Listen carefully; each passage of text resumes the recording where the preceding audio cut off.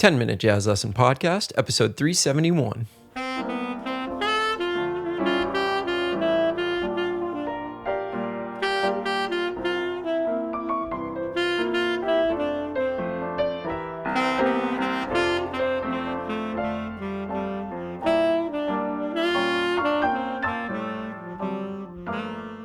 Hey everybody, welcome into episode 371 of the 10-Minute Jazz Lesson Podcast. If you're new to the show, welcome in, and if you're a returning listener, welcome back.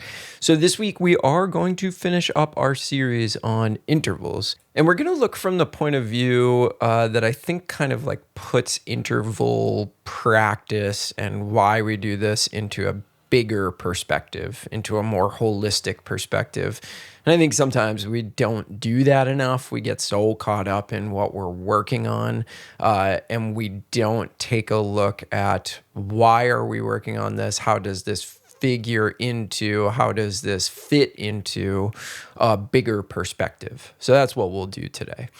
Before we jump into the show, though, just want to remind everybody this is a listener-supported program, which means that we don't take any advertisements on the show. We just rely on listeners like you to support us in the form of a small monthly donation. And in return for that donation, you do get a weekly download of a PDF worksheet, audio examples, and all sorts of fun stuff. We give you discounts to all the stuff in the store. So it pays. It pays to be a member. And you also get that good feeling that you keep this podcast coming out each and every week. So to learn more about that and the different levels you can support us at, go over to our website, 10minutejazzlesson.com, click on one of the Patreon banners, or you can go to the Patreon website itself, patreon.com, and you could search for the 10-Minute Jazz Lesson Podcast. And that'll get you set up. It'll tell you everything you need to know and allow you to support the show. Thank you so much to everybody over there that's doing that. We couldn't do this show without you. That's what really gives me the time to put these episodes together each and every week. So consider doing that. It really helps keep this jazz education thing going. All right, so just a little recap of parts 1 through 3. We started by talking about diatonic intervals, how to practice them, all the different directions. Then we talked about combining two diatonic intervals. And then last week, we talked about taking those diatonic intervals and practicing them through the chromatic scale, which gives us completely different results and is kind of a totally different way of practicing. It sounds different. It shakes out differently the way you need to think about it. And this week, I wanted to wrap up by talking about how all of these varied intervals are present in so many situations that we find ourselves in when it comes to improvisation and the way that we think about improvisation. And particularly when we're doing what I like to call vertical improvisation. Now, if you've been listening to the show for any period of time at all, you've heard me say that a million different times. I like to think about things horizontally and vertically a lot of the time. And it's really the combination of those two things that creates an effective and compelling solo. But when it comes to intervals and being as flexible as you possibly can with your intervallic playing, a vertical style of improvisation really benefits from having this flexibility. And I think sometimes when we think about chords, we don't think about anything but thirds, if that makes sense. So let me give you an example if that doesn't make sense. So if we're dealing with something like a C major 7 chord, a lot of us will think about, if we play the chord tones, we'll think about it as being C, E, G, and B, which is just a stack of thirds. Some of them major, some of them minor, but it's a stack of thirds. So you might think to yourself, oh, well, when I play our vertical style where I'm arpeggiating things, all I really need to know is my thirds. And that's not a weird thought to have, because knowing thirds would be extremely, extremely helpful for you to go. And we even further that line of thinking when we think about stacking the extensions on top of it. So now what if we did 1, 3, 5, 7, 9, 11, 13? Then it's just a bigger stack of thirds. Basically, we're taking the entire scale and we're just stacking it in thirds. Okay. But what I want to talk about is maybe getting out of that mode of thinking. So, how can we break that stack of thirds? Well, it's actually pretty simple. All we have to do is put the root back on top of the chord.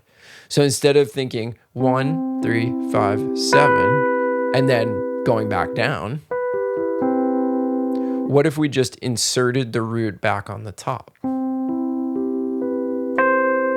Now all of a sudden we get a second in there, don't we? And that does everything that we needed to do in terms of breaking that cycle of thirds, where it's just thirds, thirds, thirds, thirds, all stacked on top of each other. In fact, this is one thing that happens a lot when I ask students to solo using chord tones. Their solos sound really boring and they don't know why. But the reason why is that all they do is they play thirds. But if you bridge that gap where, hey, if you go up to the seventh, the root is right there.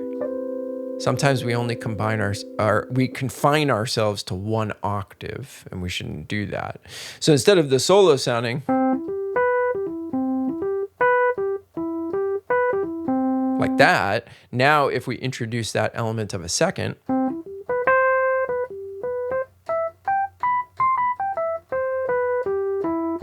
hear that 1 second is enough to make it way, way, way more interesting. But anyway, I'm getting in the weeds a little bit. So let's bring it back to our discussion of intervals.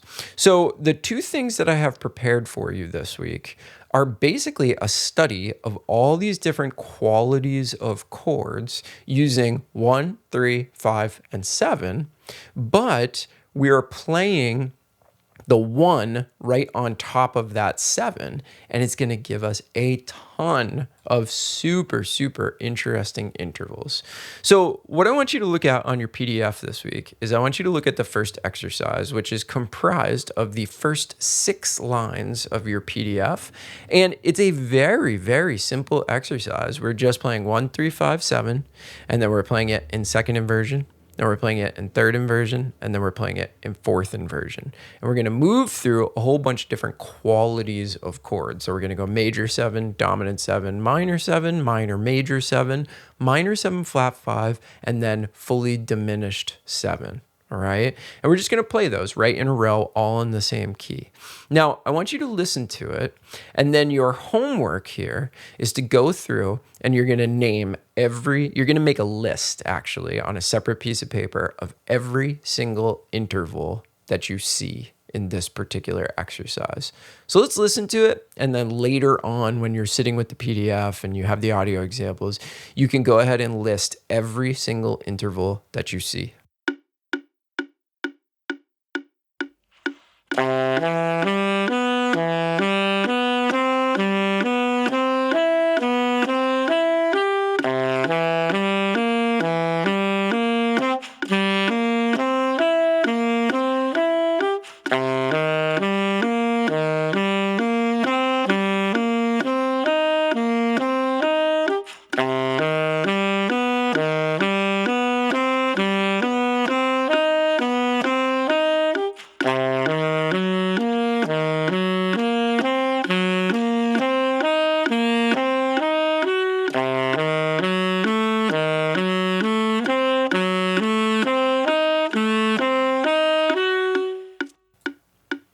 Okay, so you might already be thinking, well, all I see is intervals of thirds and seconds, but you'd be wrong.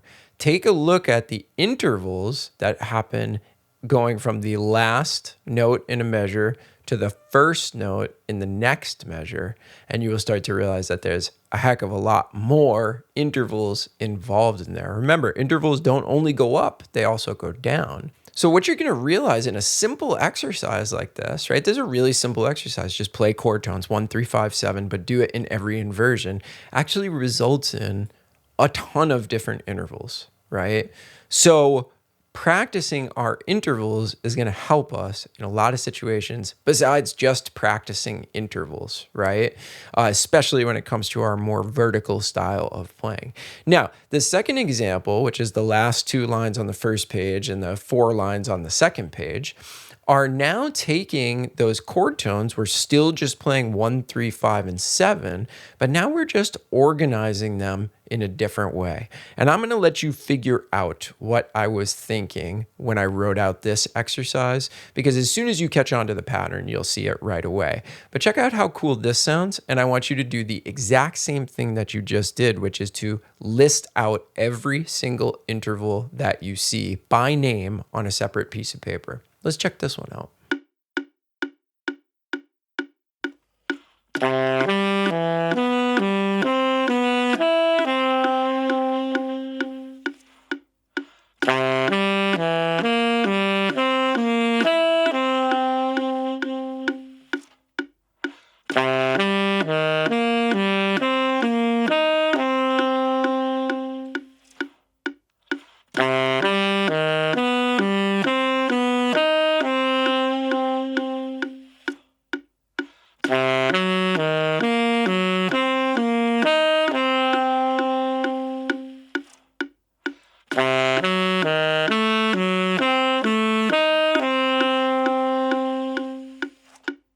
All right, so what's the moral to this story? Well, if you think about playing a chord and you don't have access to a lot of intervals in your playing, you don't have access to them through your ears or under your fingers or in your brain, you're going to default to playing a whole bunch of thirds.